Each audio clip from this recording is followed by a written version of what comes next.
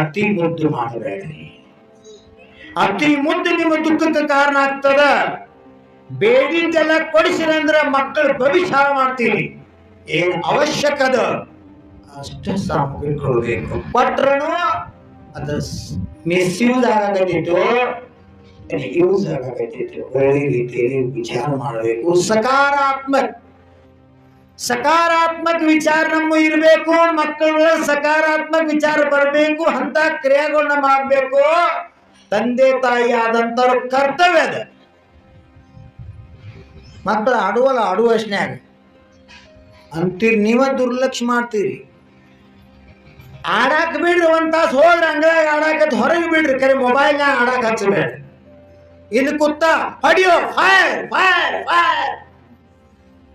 ನಮ್ಮ ಸಿಂಧೂರ ಲಕ್ಷ್ಮಣ ಜಮಖಂಡಿ ಜೈಲ್ ಒಳಗೆ ಹೊರಗೆ ಬಂದ್ರು.